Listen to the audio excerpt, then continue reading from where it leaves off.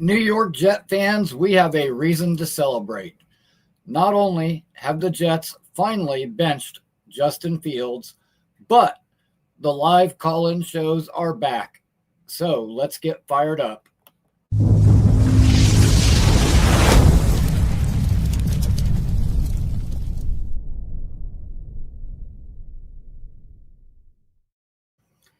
Thank you to everybody for joining me. It's good to see you all again. It's nice to be back with a live show again. It's been far too long. Look forward to being able to talk to all of you. Make sure to hit that like button, subscribe to the channel if you have not already. So, finally, the New York Jets have benched Justin Fields. It was a matter of time. It's been coming for a long time, and many would say it is long overdue. To tell you the truth, I mean, I'm surprised it took this long. No one can ever say that Aaron Glenn did not give Justin Fields every opportunity to succeed. He's given him more than enough chances to go out there and prove that he is the guy, and instead, he's proved that he absolutely is not. From the very beginning, and I think that when Aaron Glenn first considered signing Justin Fields, I think Justin Fields sold him on this narrative that he never really got a fair shot before to play quarterback. And Aaron Glenn, thinking that he could get the most out of his players like he has the tendency to do, thought that he could coach Justin Fields up. I think Aaron Glenn knew early in the process that the main problem with Justin Fields is a lack of confidence in Chicago, knowing that the organization wasn't really behind him. In Pittsburgh, knowing that he was living on borrowed time and that it would be Russell Wilson's job. But that being said, everything they did, from the amount of money they paid him to the fact that they handed him the starting job with no competition, like everything they've done is to build his confidence. The way Glenn has talked about him and stuck behind him, no matter how bad he looked. But there's a catch-22. When Aaron Glenn says, sometimes we have to protect the player from himself. If Justin Fields hears that, mentally, he's going to think this team doesn't believe in him. The other thing is, and I get it, you don't want to run him all the time because eventually he will get hurt. However, that's the only thing that makes Justin Fields even remotely serviceable is his ability to run. So you can't protect the player from himself when, in doing so, you take away his biggest asset. The main thing that makes him functional. So it was doomed, and for a guy that, unravels when he's under scrutiny, the spotlight in New York is probably not the right place for Justin Fields. In the game the other night, the very first bad play that we had, where he took a sack, he got up, and the close-up on his face as I was watching the broadcast, it said it all. Like I could see, he says, "Oh, man, something." And the camera cut away, so I don't know what the next word was, but you could see, "Oh, man," clearly. And the look on his face, I was like, oh, shit, we're screwed. It's going to be all downhill from here. And it really is. When that guy gets rattled, when his confidence gets shaken, it's just all bad. And you know what? I'm really glad to be back here with you guys. It's nice to be doing a show and not have people typing that my internet is cutting out or I'm having some sort of problem.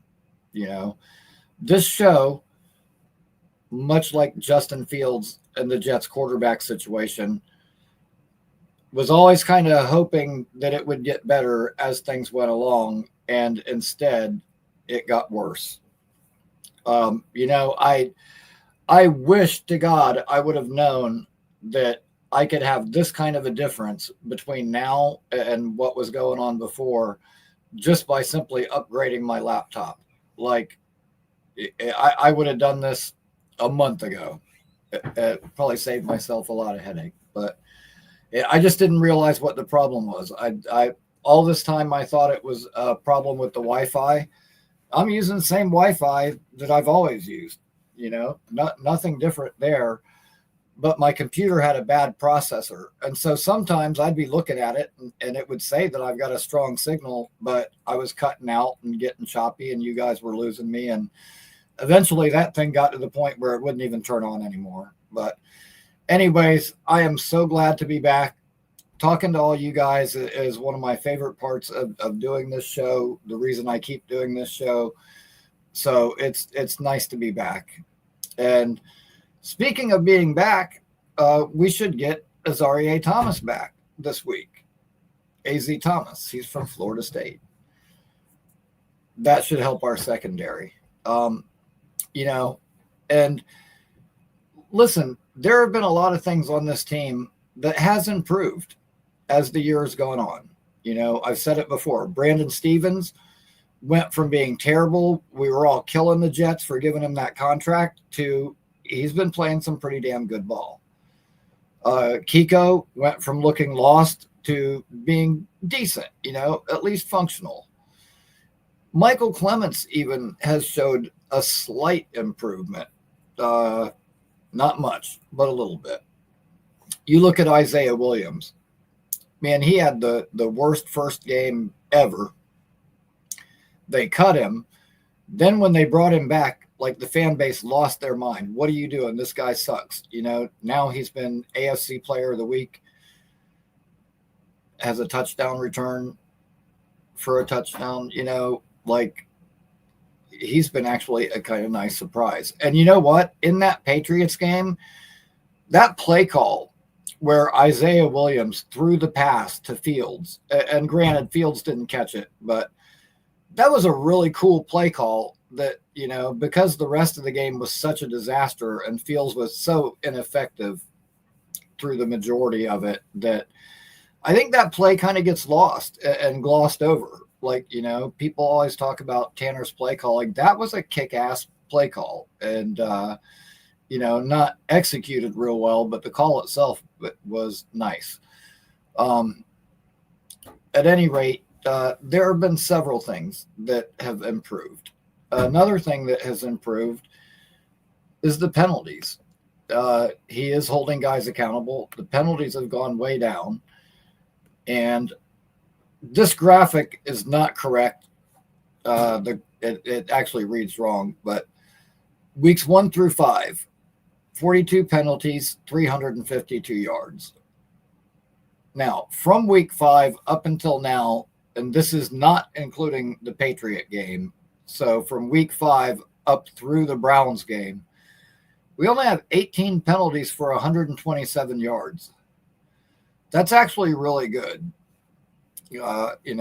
That's like 26 yards a game over 5 games. That's not bad at all penalty wise. Now, we did have more penalties than we have recently in the Patriots game, and some of that was, what was going on in the game, but also, as good as Brownlee has been, he's better served in the slot, not out on the perimeter, and I think that contributed to some of his problems, just playing out of position a little bit. But all in all, there were some positives from that game. There was a really nice play where Briggs, took on the tackle in front of him, gets the block, and Jermaine loops around to the inside and gets to the quarterback. And he hit Drake May as he was throwing. He didn't get the sack, but he got the quarterback hit. And that ball ended up being like one of the few incompletions that Drake May had all night. But I was just thinking to myself, there's things like that Jermaine does that don't show up on the stat sheet. Just like when he's setting the edge in the run game, like, you don't see that on the stat sheet. but it's so important to what we do. And Jermaine being back is a big boost. Other teams can't slide all their protection towards McDonald now. They have to account for both of those guys on the outside. And hopefully that pass rush can get home. I mean, Myles Garrett just had 4 sacks against the Ravens. So, and that's the other thing. Lamar Jackson, he doesn't look like primetime Lamar Jackson right now. Coming off that injury, I think his mobility is hampered just a little bit. At least it was in this last game. Hopefully for us, it is in this game as well. And I'm looking forward to seeing Tyrod Taylor. Man, I don't expect a lot, but at least I know that he's going to be putting the ball down the field. And for once, we're going to have somebody throwing the ball down the field. I want to be able to tell, what do we really have in A.D. Mitchell, in Mechie, hell, in Arian Smith. And that's the thing. And listen, guys, this roster, it wasn't perfect going into this year. However, they tried the cheaper free agent route for defensive tackle at the beginning of the year and saw that it wasn't working, and immediately went out and made moves to bring in Harrison Phillips and Jawan Briggs, who have both been very good, solid. I mean, not, neither one of them is Chris Jones, but they've both been solid. Michael Carter, after just getting paid, unfortunately, he's one of the guys that I think was really still trying hard, but unfortunately, he just wasn't the same guy after the injury. And they saw that he wasn't being effective, and they moved him. And we got Brownlee, and Brownlee has been awesome. He's just that kind of physical, in-your-face type player that, fits Aaron Glenn and his mentality perfect. So we've made additions, and receiver Tyler Johnson, went from being nobody to he looked okay in a few games, caught a nice touchdown in the Bengals game, and has had a couple of moments here and there. And you know what? Credit to Aaron Glenn. Again, I think that Glenn and the coaches got the most out of Tyler Johnson. The fact of the matter is, it's not enough. I think that guys like Tyler Johnson, Jeremy Ruckert, I believe that these coaches have gotten the most out of those players. Unfortunately, their most is not enough. We need some guys that are more effective than that. A.D. Mitchell was top 5 in the league in average separation score, which Arian Smith is number 1.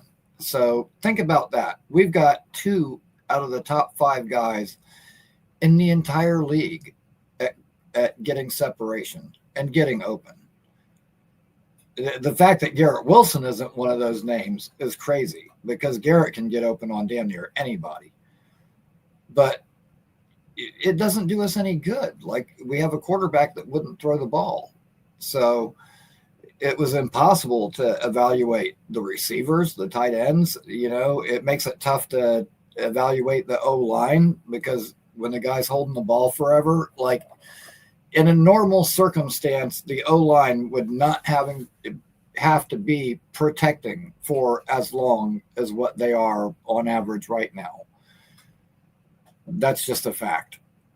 And even the coordinator, it makes it impossible to evaluate anything on the offensive side of the ball. So now that we got Tyrod coming in, I expect they'll run more of a traditional offense. And, finally, we'll get to see what we have in some of these receivers and some of these young players. And I'm looking forward to it. Like I said, I don't really expect a whole lot, the rest of this season. I think we kind of made our bed, and that's it. I've seen this story before. You get saddled with the wrong quarterback, and everything suffers because of it. But that being said, I am looking forward to where this team is headed. I think that Glenn and Muji have done an awesome job at building up the capital we need to get this thing turned around. And I still firmly believe that, we're going to have a top pick. I'm not rooting for a tank. I want to win whenever we can. That being said, if we win one or two more games this year, I think that would be just about all you could expect, really. If we lose the Miami game and if we lose to the Saints when we play them, that will almost guarantee us a top 3 pick. Cleveland, we do have to worry about. The Saints, it's tough to see them winning anything either. But even in the case that, we're 4th or 5th or something, we're still within striking distance. And if we needed to, we could trade up. Now, I really don't want to trade away one of our other firsts, but if we needed to, we could. That being said, man, I'm looking forward to this. Like the kind of draft we had when we got Sauce and Garrett and Jermaine and Brees all in the same draft. Back like when we had the draft and we got Chad Pennington and John Abraham and Sean Ellis and Anthony Beck all in the same draft. Like we could be set for not only a draft like that good and big and impactful, but we could be set for 2 of those in a row. Like we got 2 first rounders and 2 seconds this year, but we got 3 first rounders next year. And ordinarily, I would not be wanting to talk about mock drafts or the draft in any way, shape, or form at this point of the season. However, as much as I tried to resist it and not go down that rabbit hole this early, when we made those trades at the deadline and we ended up with all that capital, I admit it. I got on the mock draft simulator and started doing some mocks. And I'll tell you what, the caliber of players that you can come away with when you get to pick 4 players in the top 44 picks, you can get some damn good players. I mean, damn good players. And that's not even considering the fact that we got 3 first rounders next year. So we got 4 picks in the top 44 this year, and then 3 in the top 32 next year. That's insane. And I'll tell you what, I did a mock right before this show, a pre-show mock, just for the hell of it. No trades, nothing like that. And these are the players I came in with. Once again, no trades, no nothing like that, just straight up picking. These are the players I came away with. Quarterback, Fernando Mendoza. Linebacker, Sonny Styles, Ohio State. The kid is like a heat-seeking missile. He is all over the place. He can blitz, he can cover, he can do literally everything. Like this kid is a game changer for a linebacker. Wide receiver, Denzel Boston, Washington. Much like Roma Dunze, who also came from Washington, big-bodied receiver, catches everything. Romello Height, defensive end, Texas Tech. Non-stop motor. You want some depth at edge rusher to go along with Jermaine and McDonald? Well, this is our guy. Super fast. Would really add to that rotation. AJ Halsey, safety, LSU. Insane closing speed. This guy comes downhill in a hurry and will lay somebody out. Perfect physical safety for Glenn. Logan Jones, center, Iowa. Carter Smith, offensive tackle, Indiana. So add some depth behind our 2 young tackles with a guy that Mendoza knows and trusts already.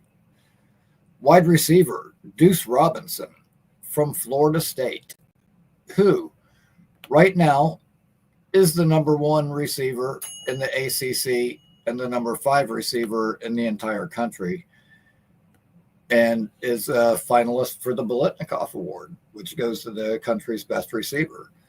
This kid is 6'6", 234 pounds, and can run. And he has made some of the craziest one-handed catches this year. In one game, he had 170 yards and a touchdown in the first quarter. Just this past week, he had a 50-yard bomb that he caught, and the safety hit him and just basically like slid down to his ankles, and he ran out of the guy's tackle and ran for the touchdown. I may not know all the prospects, and I may not everything about college football, but if there's one thing I do know, it's about guys from Florida State. I'm Ricky, New York, and I love to smoke. Florida State, I really love Florida State. Hey, easy Thomas, you know it's from Florida State. At any rate, I call into smoking debate. Florida State, I really love Florida State. At any rate, thanks for taking my call, G.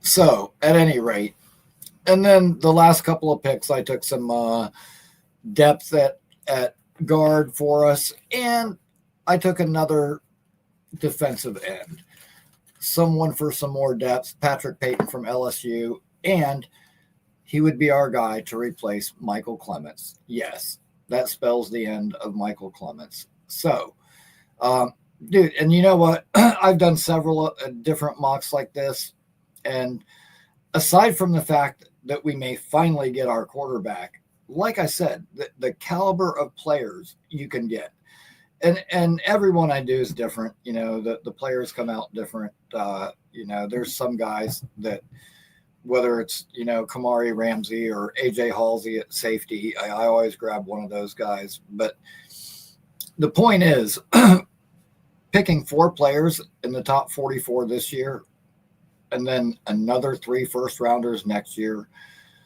the caliber of players we should be able to add to this team, it's gonna make all the difference in the world. All the difference in the world. I can't look forward to that enough.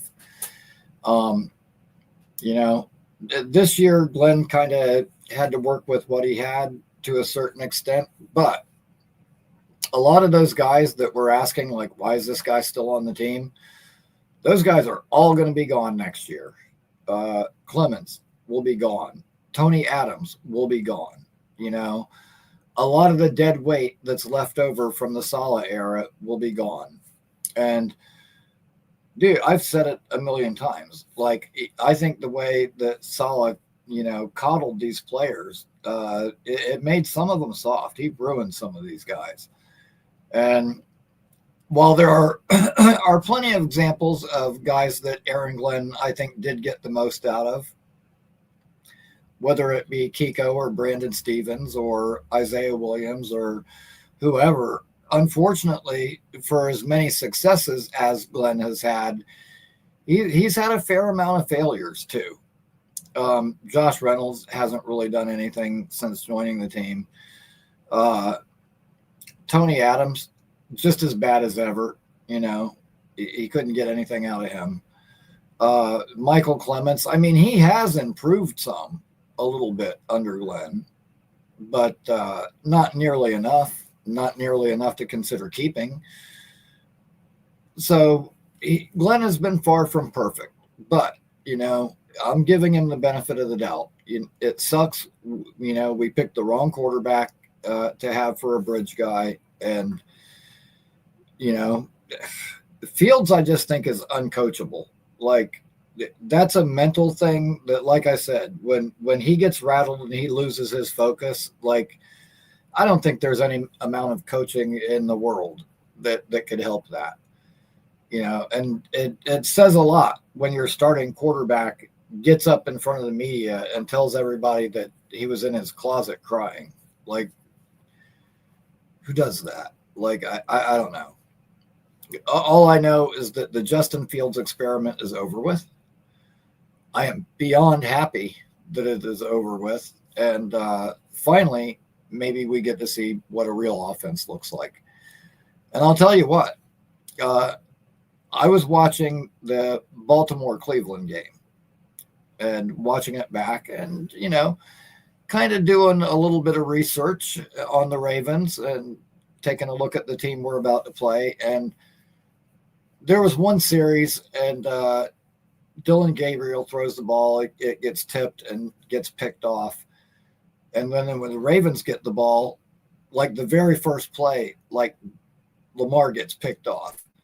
And I'm like, damn, look at that. Back-to-back interceptions. Like, is that what it looks like when your defense gets an interception?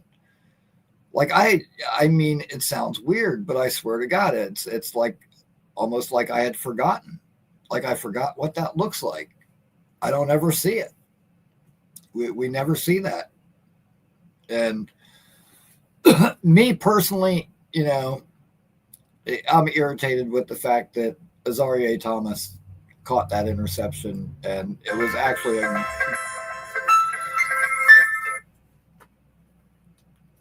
don't be calling me. I'm in the middle of a show.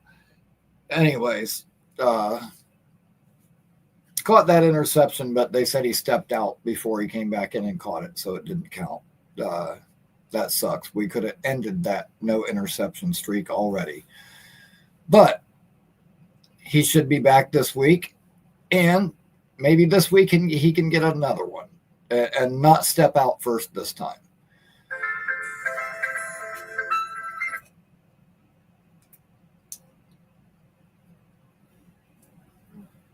Hello.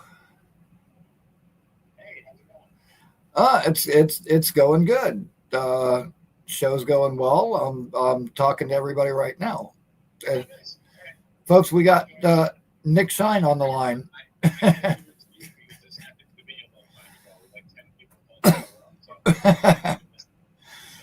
Thank you, man.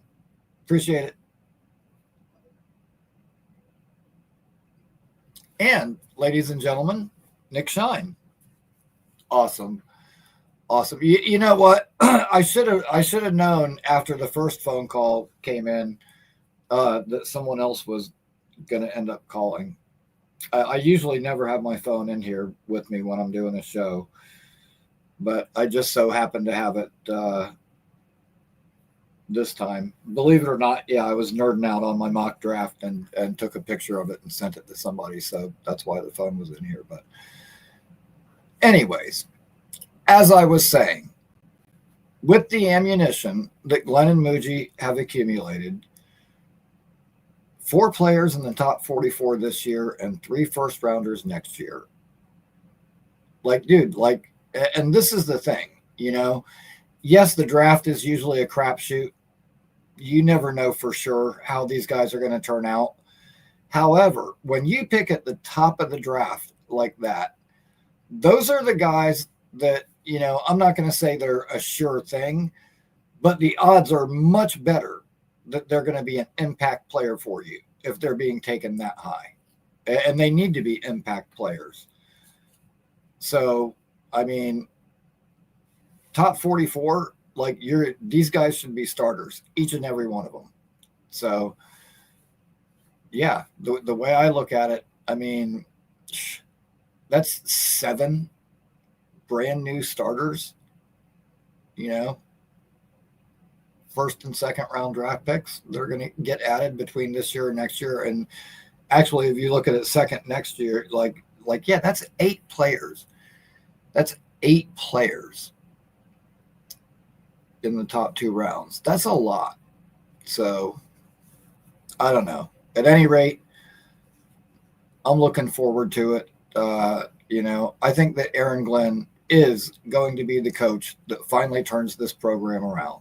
And we've waited a long time for it. And you know what? Way back to last year, we were saying we need a new culture. We need a coach that's going to hold guys accountable and not put up with any bullshit. And then we get exactly that. We have, our first words from the head coach. There's some things in this game that never change. blocking, tackling. You're always going to have to do those things. So we're going to be good at those things. He's doing tackling in camp. Everybody seems like they're getting on board. Then all of a sudden, the year goes nothing like we thought it might. And it's as bad as you can possibly imagine. And all of a sudden, people are like, oh, but I don't like what he said in his presser. Like, really? His presser? Like, I could give two shits what he says in the presser. Like, I could really care less. Like, that is like the very least of my concerns that have to do with a coach. What I see on the field is what matters to me. I have seen improvement from this team. You know, everything from less penalties to I'm seeing players develop under them. The last draft that they had, Membu, beast. Mason Taylor looks like he could be a very good, effective tight end if we had a quarterback. Azarie Thomas, promising in limited action. Malachi Moore has been decent. Like, I mean, you know, Kiko starting. Like, you know, all those guys are all, you know, starting. Arian Smith is like the one question mark. But again, with no quarterback, how can you even know what you've got? But you know what? It's all kind of a moot point. As good as some of those guys have been, the improvement from other guys, like, we still have holes in this team. That's all there is to it. We need another receiver. Is A.D. Mitchell going to be that guy, or do we still need somebody? I would say we still need somebody, regardless. John Mechie, can he contribute anything? You know, let's see what we got the rest of the year. But for me, it all is going to kind of start next year. We can draft ourselves a real quarterback, hit the reset button, and just everything should be better from there. You know, we're saddled with the wrong guy this year. There's nothing we can do about it. You know, we'll ride Tyrod until he gets hurt, and then probably week 16, week 17, we'll probably end up seeing Brady Cook. I don't expect much from that. But that being said, you know, like, I really do think the future looks bright for us. I am probably more optimistic than I've been in a long, long time. And, dude, I do believe in Aaron Glenn. I like everything he's done. I like the ammo we've got. We've got, you know, the firepower to get this thing turned around, and I think it's just a matter of time, you know. But here's what I do know. We're the freaking New York Jets, so we're built for this. Listen. Not yet. We're building for this shit. We're not built for it yet, but we are building for it. So, that being said, I'm looking forward to this game. Like I said, you know, I don't know if I really have many expectations as far as the outcome, but it's going to be fun, man. You know, it'll be fun to actually see a quarterback throw the ball down the field. And that's one thing I know Tyrod will do. Tyrod will throw the ball down the field. So, you know what? If we can just go out and play a competitive game, I'll be happy. You know, that's all I can ask for at this point. You know, just don't go out there and get steamrolled every week and embarrass yourselves every week. Go out there, fight hard, you know, compete in these games, win or lose. I just want to see the guys compete and see the guys fight. And most of all, I'm looking forward to being able to hopefully, you know, finally evaluate some of our guys on offense and see how these guys are when they've actually got a quarterback who will throw them the ball. You know, I'm looking forward to I saw the Joe Blewett on Jake's show earlier breaking down some of the film, and I agree with a lot of the things he said, man. Like, You know, yes, some of those balls were not great thrown balls by Justin Fields, but still, when a ball hits you right in the hands, if you can get both hands on it, you should catch it. There were a couple of those balls that he should have caught. The one long ball, that was a great play by Gonzalez, the corner from New England, but still, he should have caught that. The other kind of long pass along the boundary when he was on the right sideline, and he just threw it way, way behind A.D. Mitchell. Again, that was a horrible ass throw, but Mitchell got both hands on it. He should have been able to reel that in. So I don't know. We'll see what we can get out of these guys with Tyrod throwing the ball, and I'm hoping A.D. Mitchell has a big game this week and prove some doubters wrong. So, at any rate, we don't have any callers at the moment, so I'm going to go a couple more minutes and see if anybody decides to call in. But if not, I'm going to probably wrap this pretty soon. And again, I will be doing a show on Saturday at 8 p.m., the day before the game. So that will be our next live show. And I'll get my score predictions and everything then. But yeah, and you know what? I think this is going to be a competitive game. Call me crazy, but I think with a quarterback that'll actually throw it, I think we've got a shot. I'll tell you, from watching that game the other day and watching the way that the Ravens performed against the Browns, like, this isn't the Ravens team of old. Like, they're beatable. Lamar does not look like he's fully himself. And I'll tell you what, like, that defense, what I saw Quinshawn Junkins, the rookie from Cleveland, do to that defense gives me high hopes for what Breece Hall can do to that defense. Because, dude, that wasn't like the old school Ray Lewis Ravens defense. Like, it wasn't even the C.J. Mosley Ravens defense. Yeah, so they can be beat. And, all right, we do have a caller. Zach, what's happening, man?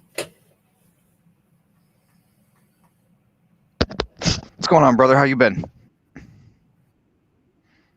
Good, Can you hear man. me? Good. How about you? Yeah, I can hear you. Good. Cool. Yeah, no, I think we got a little bit of a delay here. Yeah, no, I just didn't want to leave you hanging. I saw nobody's calling. I'm like, what the hell's wrong with people? I see everyone talking in the chat, Oh, it's all good. It's all good. But yeah, man, appreciate you calling in for sure. So Yeah. How are you feeling now? Are you feeling more optimistic now that we have Tyrod coming in? Absolutely not. No. No? And the reason being is because I followed Tyrod, since he was drafted. And he does some nice things. He is definitely got the leader mentality that you're looking for. Yeah, he's a little undersized. He's got some wheels on him, but he's a little bit older now. Obviously, he's Mr. Glass. I can't remember the last time this guy played a full season. And yeah, being 36 at this point, his prime is past him. He's not going to be the future of anything. Yeah, you want him to probably just kind of like get us to the finish line.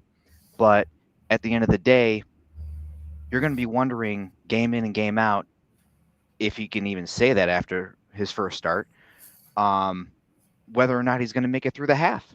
I mean, it's a constant worry of health. So it's really what you're asking yourself is, how long is it until Fields is going to be back in? And once that comes to fruition, you're then going to be asking, okay, how long is it until we see Brady cook? And Right. The fact of the matter is like, how much leash are they going to give that kid? It's like, comparatively speaking, Fields has 5 years of experience on this kid at this point. So Yeah. they're going to want to go with the savvy veteran in this case, but you know, you got to go from, I mean, at least my perspective, you got to go with the what do we have to lose mentality at that point. And Right. the only, from the coaching perspective, they're going to say, what do we have to lose? The locker room, the faith of the guys in the coaching staff, which, I mean, how AG's keeping it together at this point, you know, God love him. Me personally, it's just the season's shot. I don't care who's at the helm. Um, really, I want to see what Tanner Engstrand can do with a somewhat capable quarterback. Can you Yeah. average 175 yards a game? I mean, I don't think that's asking much. You throw 200 No. yards a game, and you're at what? It's 16, 17 games, so you should be at 3,400 yards passing, give or take, right? That Right. ain't asking much. I mean, that's something that you would ask like a rookie quarterback to do, no? Yeah. Oh no. Totally. Totally. And yeah, I mean that's all I really kind of want to see is, you know, if we can be somewhat effective with Tyrod and get to evaluate these young guys. Like I'm not thinking that's going to swing us the other way where we're going to have a bunch of checks in the win column. Yeah, no, I completely agree. I think realistically, they probably have maybe another 3 games that are winnable for the rest of the season. Um, you know, that being probably, what is it? The Saints, the Dolphins at home, because it's going to be, I think, the first week of December. Mm-hmm. Colder weathered, and, you know, we'll see how cold it is at that point and how well, you know, they're playing for McDaniel at that point. And then, you know, maybe the Falcons, you might win that one. Who knows? You know, they're a very Jekyll and Hyde team. And, you know, now they got, I think, Kirk Cousins coming in for the rest of the season. So, you know, Yep. he's going to want to show out because, you know, he's dying to be a starter still. So I wouldn't by any means bet the Jets for that game. So um, my big thing is, my concern at that point then becomes, if you squeeze out 4 wins in this season, since the new millennium, there has not been a team that is picked first overall that has won more than 3 games in a given season, unless they traded up into that spot.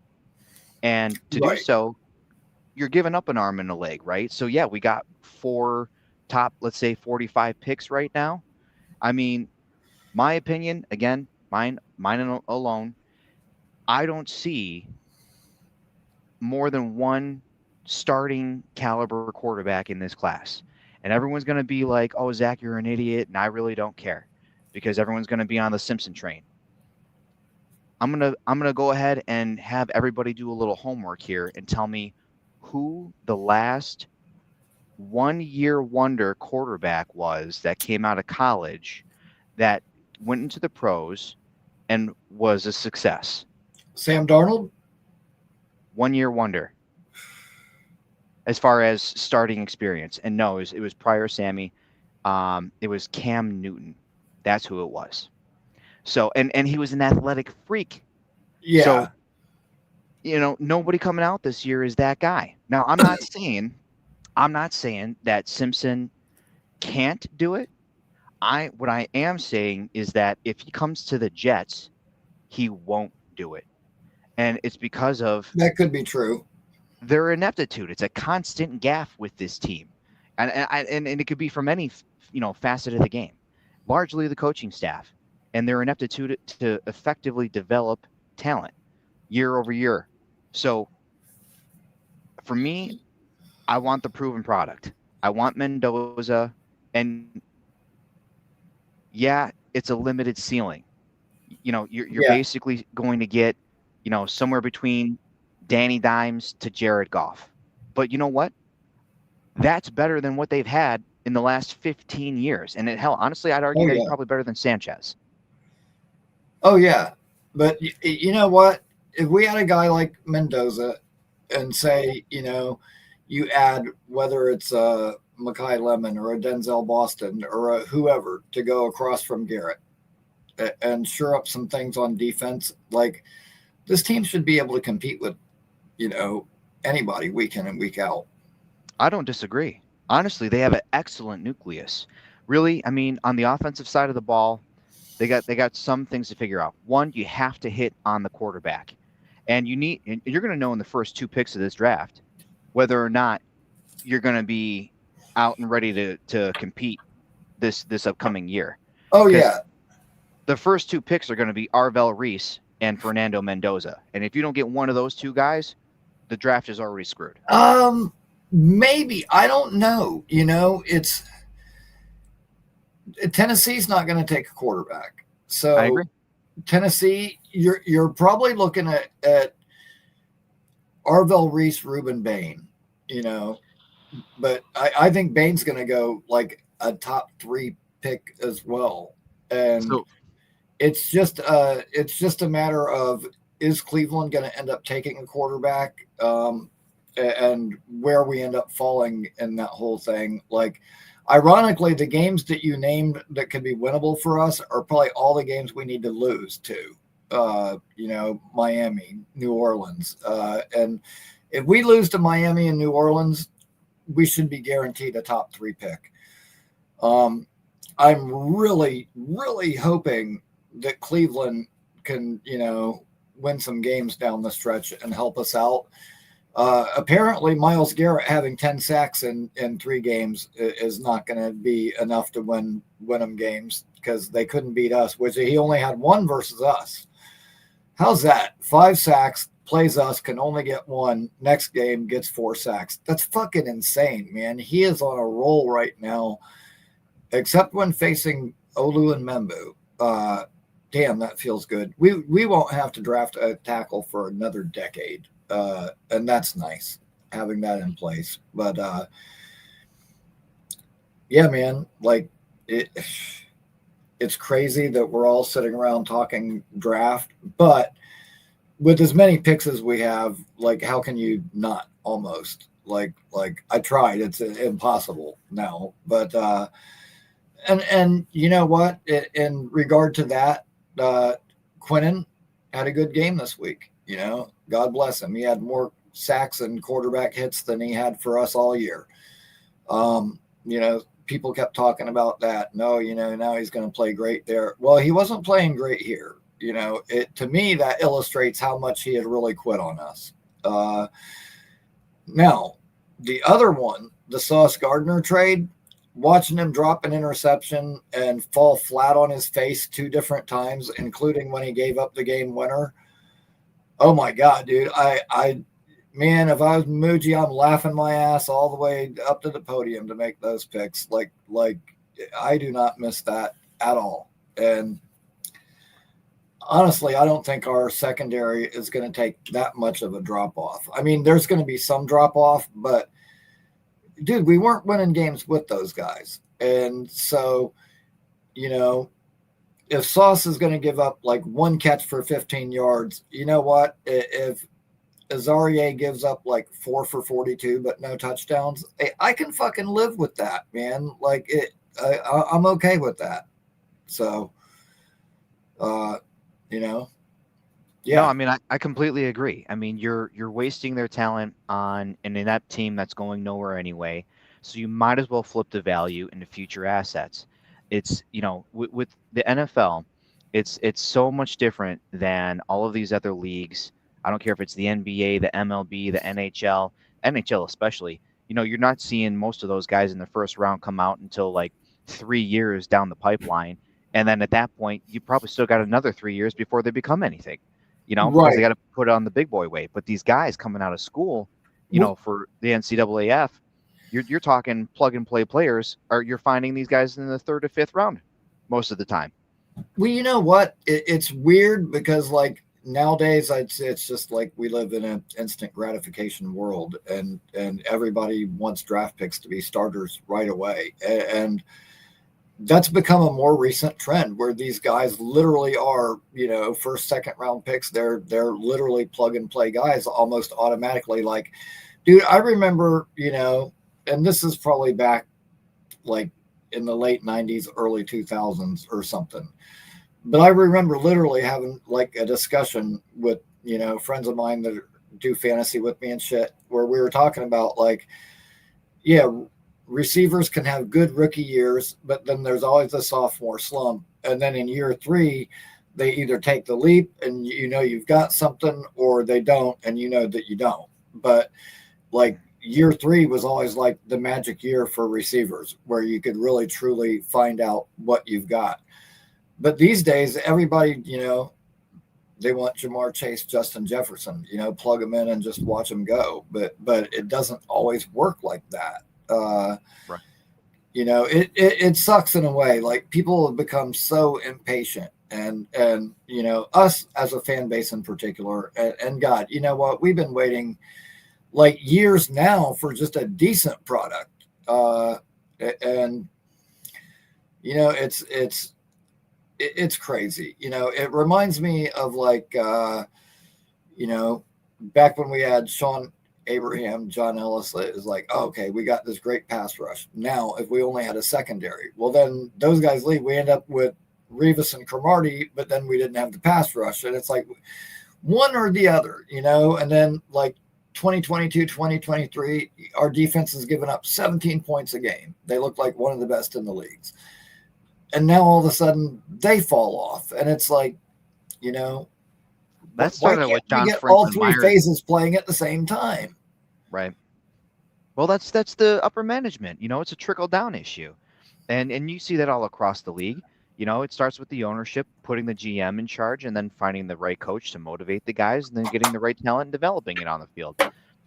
So I mean, Right. it's crazy to say that this year, the best part of watching this team is the special teams, whether it's the return game, the kicking game, or the punting. I mean, and it's really pathetic when that's what you have to hang your hat on. I mean, Yeah. typically this team has a stalwart defense, and the front 7 is supposed to make the back 4 look good, right? So I figure it out is really what it boils down to, and at least look somewhat competent, look competitive, look like you care. I agree 100%. And it's not so much pathetic. I mean, I like the fact that our special teams is doing well. They shouldn't be the standout unit on the whole team, I agree. But it's nice to see them doing well. Dude, that punter that we got is, He's an top assassin, 5. man. He's awesome. Top 5 in his net average this year. That kid has found money. Yeah, he has been really, really good. Our returners are good, and that's something nice to see. Like, dude, I remember, watching like Chad Morton have 2 returns in one game. Like, that shit's awesome. It can really swing a game, and even more so than the big touchdowns. But just like Isaiah Williams, I think it was the Cincinnati game or something. He was averaging like 27 yards a return. Like, that was good field position every time we got the ball practically. That matters. I mean, or it should matter.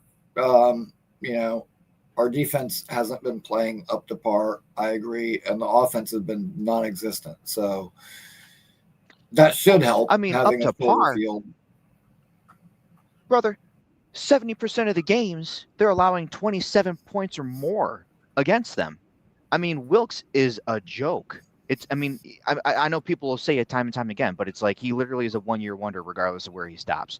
I don't care if he won a Super Bowl with San Francisco. I wipe my ass with that, frankly. Excuse my French. I mean, I don't know what your show is about, but for me, it's like I couldn't believe they onboarded the guy in the first place. You couldn't find anybody, warm body. It's just crazy to me. So I tend to think it was because he had prior head coaching experience, and it kind of gave Glenn someone to lean on for certain things. But that being said, yeah, this has been a disaster with him.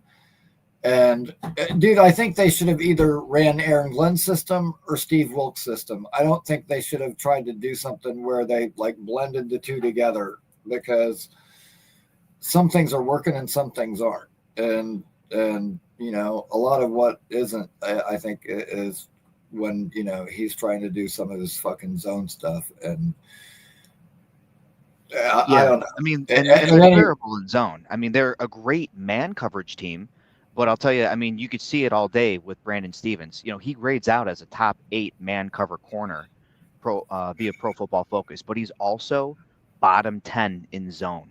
And you know, that again, that boils down to coaching. You know, he obviously doesn't have the hips or technique to run that much zone coverage. And I want to say they run, you know, cover one man something like 25% of the time, and then about the other, largely 50%, we'll call it, they're in cover 2 or cover 3, and he just literally gets lost in the wash. right, and this is just me because we had this conversation the other morning on Boy Green's show about Wilkes getting replaced, and if there is at the end of the year going to be somebody who gets fired just to kind of satiate the masses, and if there was somebody, it would be Wilkes, and I could see that happening now. If that were to happen, I think that Aaron Glenn is like so loyal to his coaches, like his guys that he has there. I could see like Chris Harris or Slay or somebody like that getting promoted from within to take that job. However, if it was me, and I said this the other morning, this is just me, but knowing that Aaron Glenn likes to run man, I would bring in Azarie Thomas's old coach from Florida State, who coached AZ. He coached Jarian Jones, who's starting in Jacksonville. He coached Renardo Green, who's starting for the 49ers right now. He's been churning out good corners for years. Patrick Surtain Sr., secondary coach from FSU. Dude, like they run nothing but straight up man all the time. It's like always man coverage. Like you rarely see any zone at all. And that's how he teaches those kids. Mano a mano, let the baddest man win. And you heard that when Aaron Glenn talked to Thomas during the draft call, like, do your thing, just choke your guy out. Like, well, that's how Pat Surtain teaches them. Yeah. And like Glenn, he's a former, Pro Bowl fucking corner. So like that would be my choice. I think that's actually a solid choice. I mean, you could see the philosophy with AG and his corners, because he clearly likes his, just like Parcells, his long, big press man type of corners. So, who better than one of the best to ever do it in PS1? Yep. His boy clearly picked up those traits. You could see how it translates. And like you said, you got Azarie and Jerry among other various, corners coming into the league. You talk about, position coaches.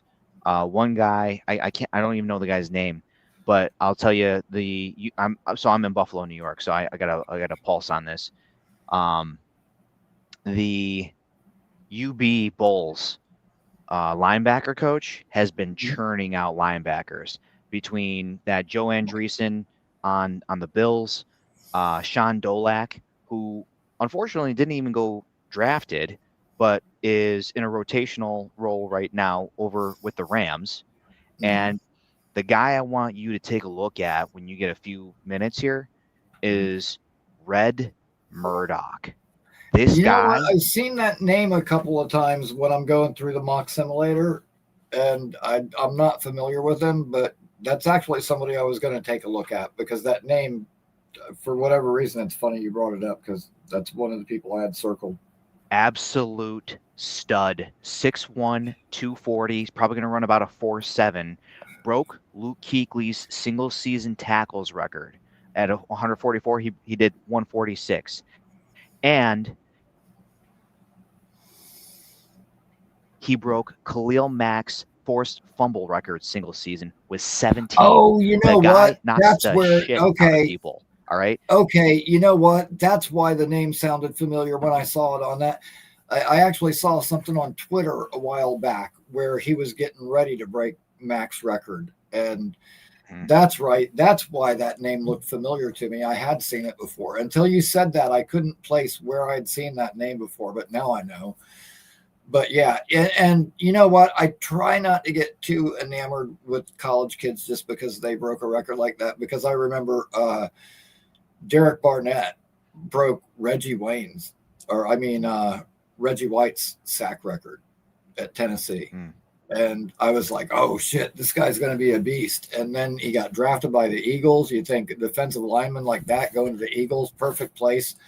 And he did jack shit. So Well, I mean, he was a good piece on that team. You know, I mean, he went to the Eagles, right? Derek Barnett. yeah, That was a pretty good edge class, if I recall appropriately. But I mean, he yeah, was never a world beater, but he was still no. effective when in. Yeah, I mean he was okay, but like not what I expected, you know. Right.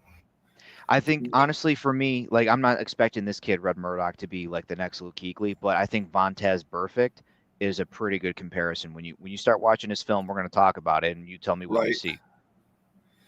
Well, you know what? Me personally, like I'm like I love Sonny Styles. Like if he was there with our second first round pick, I would take him like 9 times out of 10. Um, dude, he's awesome. He's everywhere. Yeah, just everywhere and can cover really well too. And just I so seen him. fast, so good. Yeah. And but if not, then I would probably use the third of our picks and take CJ Allen, who's kind of like a Roquan Smith clone, who Right. would be awesome too. Right. But yeah, either way, I would come out of this draft with one of those two linebackers. But dude, yeah, Sonny Styles is awesome. So much fucking fun to watch. I completely agree. Honestly, I don't think any of those guys that you just mentioned. I mean, even Anthony Hill, you know, those are easily the top 3 linebackers Yes, coming out in this class. easily. But I mean, as And far as like when you're looking for value later rounds, you know, you got to see what the strengths are, the depth of the class, right? So it's like a great edge class, and there's probably like realistically 8, maybe 10 off-ball linebackers coming out this year, so they're going to go quick. So you got to get a good one while you can. Yeah, I definitely agree. And dude, like looking at the tape last year, I would have thought that Harold Perkins from LSU would have been like one of the very top linebackers. And then it's like he has this late season injury, and you know now he's back in school for another year, and is not ranked nearly as high as what I thought he would be. Well, he's such a oddball player. You know, it's like he doesn't have a true position. He's not a Mike, and he's an undersized Will. It's almost like he's a safety playing the Will, but then they also blitz him a lot. You know, he kind Yeah, of I was reminds about to me. say he's Jamal Adams. He's used in rushing the passer. I mean, kinda. I mean, he's actually smaller than Jamal Adams, but yeah, But yeah, that kind of a role. But I agree. yeah, dude, oh, I can't wait until this thing gets rebuilt and we have a real quarterback. And you know what? I think we're going to end up with Mendoza. I hope we don't have to trade up and trade a whole bunch to get him. But like you know, they had people that went to the games when you know he played with Dante Moore, and they've also seen you know Simpson and Sellers, but Mendoza's the only guy that they sent people to 4 different games to watch. Like that pretty much tells me that they're honed in on him. And honestly, I'm okay with that. And I'll admit I was a little bit harsh on Ty Simpson to start out with because I was like, shit, you know, he played us in the first game of the year and we whooped their ass and he did not look so good. And if FSU's defense can do that to him, what's an NFL defense going to do to him? See, But then I thought about it. reason. I was like, you know what? It was his very first game, though, so I'll cut him some slack for that. But still, like, you know, and that's even the thing with Mendoza. Somebody said, like, you know, it's how he plays under pressure that is most curious or most alarming, whatever, you know, how you want to say that. And I'm like, that's why I want to see that Indiana game against Ohio State, because he's going to have Arvell Reese and Sonny Styles and Caleb Downs, and the speed on that defense is so Caden fucking McDonald. scary. Yes, man. Like, the defense is just loaded, and like you said, a bunch of guys that can all be first round picks. Pretty It's much. going to be a pissing contest because it's going to be 2 top 5 in college defenses going up and trying to stop 2 top 5 offenses. It's literally going to be a pissing contest to see who can shoot it further. I agree. That's going to be an awesome game, and I'm really, really super interested to see how he's going to perform against that defense. Like, dude, if he can go out there and play lights out and hold his own against that defense, I will be severely impressed. Completely agree. I think it'll either be a total lopside where Indiana comes out and they're just not ready for the moment, or it's going to look like a professional football game, and it's going to be a whole lot of fun to watch. Yeah, I'm hoping the latter. So we'll see, man. Well, all I know is I'm hoping to see a competitive game this weekend from the Jets, and I want to see some AD Mitchell and some John Mechie and maybe some Arian Smith. I want to see some receivers actually getting the ball for a change, and maybe get Mason Taylor even more involved, and throw Brees the damn ball too while you're at it. But yeah, looking forward to actually seeing the ball get thrown this week. That's all I got to say, and hopefully it's a competitive game. So I'm off work this weekend, so I get to relax and watch the game. So I'll be looking forward to it, man. Hopefully. You and me both. All right, man. Well, appreciate you calling in, Zach. Do not be a stranger. Feel free to call in anytime, and have a good night. You do this. And I am going to start winding it down, guys. But I appreciate all of you coming back and joining me. It was a awesome first show back, and glad to see that all the problems, all the tech-related problems, are a thing of the past. And you know what? From here, it can only get better. And just like the Jets, it may be a little bit rough around the edges now, but have faith, because we are building towards something good. And look forward to seeing you all on Saturday. We got another live show Saturday night at 8 p.m. And I'll be giving my game score predictions and all that stuff that night. But thank you again for tuning in. Hit that like button, subscribe to the channel, and like always, go Jets.